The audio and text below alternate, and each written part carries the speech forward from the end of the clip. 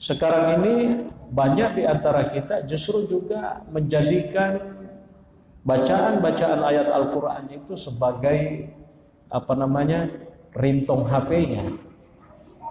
Ya, dan itu dipatwakan oleh para ulama-ulama di Arab, dan itu sudah lama bahwa itu haram hukumnya.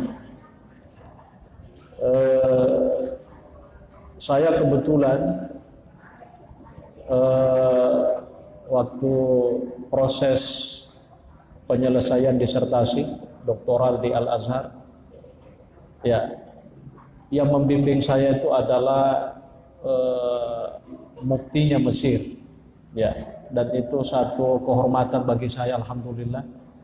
Namanya Syekh Nasr Farid Wasid, ya, profesor, ya, dan profesornya itu lebih tua daripada umur saya, ya, dia profesor, ya, dia doktornya itu tahun 71, dia mau jadi doktor Romeman. Dan kalau beliau masih hidup mungkin sudah sekitar masuk menjelang 90 tahun, dan beliau masih hidup. Itu adalah seorang ulama besar di Mesir. Ya, itulah yang pertama memfatwakan sebelum ulama-ulama Saudi itu kemudian menyusun memfatwakan tentang haramnya ringtone bacaan Al-Quran. Ya, beliau itu yang pertama, tahu saya. Jadi kenapa ringtone Al-Quran itu misalnya tidak dibolehkan? Karena dikhawatirkan jangan sampai mengaji nih depan waktu ia baca mesti dibaca tanpa diakak nih. Warengi contoh, siapa tahu ada ringtone Al-Quran yang dibaca itu ayat kursi. Allahu la ilaha illa huwal hayyul qayyum. Ya, mau ini tanpa makadai Allahu la ilaha tanpa makadai ni hado. Ada bantuan dan riya ayat Allahu dialah Allah, la ilaha tidak ada Tuhan. Tidak ada Tuhan.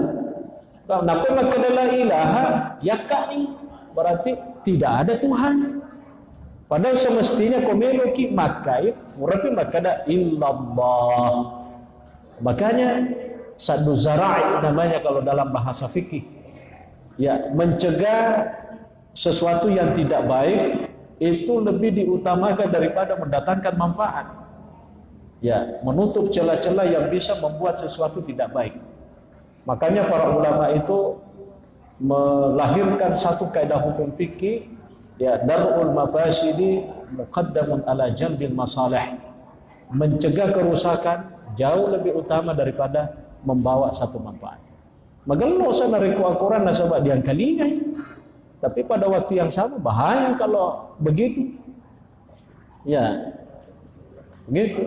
Pak depa matu nalatu bacana ya diaka nih, apalagi mau perri-perri. Kira-kira begitu. Nah, kalau kita memang mau nikmati itu ayat Al-Quran, sebaiknya diputar sekalian baru kita dengarkan, enjoy sudah. Ya. Dan memang beberapa tahun yang lalu, ya, ada grup musik di Indonesia itu, dia menyanyi pada bulan Ramadan di televisi, yang dia nyanyikan itu ayat Al-Quran. Saya sendiri geleng-geleng kepala, kok bisa deh nagago dia lagu. Ya, ini ya kan banyak di nasyid-nasyid itu banyak kata-kata yang bijak yang bisa dijadi. Kok sampai Al-Quran? Ya, alif lam mim Zalikal kitab. Ini orang ini kok.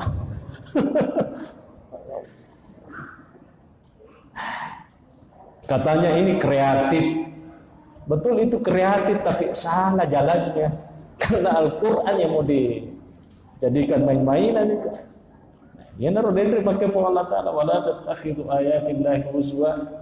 Dan janganlah kamu sekali-kali menjadikan ayat-ayat Allah itu sebagai huzwa, ya, olok-olokan, permainan, cule-cule. Ya, kira dia pak musik itu pak cule-cule nih. Maksudnya untuk menghibur, tetapi seandainya menghendaki agak itu menyakiti orang yang punya itu. Siapa yang punya Al-Quran? Allah Subhanahu wa ta'ala. Kira-kira bahasanya kalau. Makasih.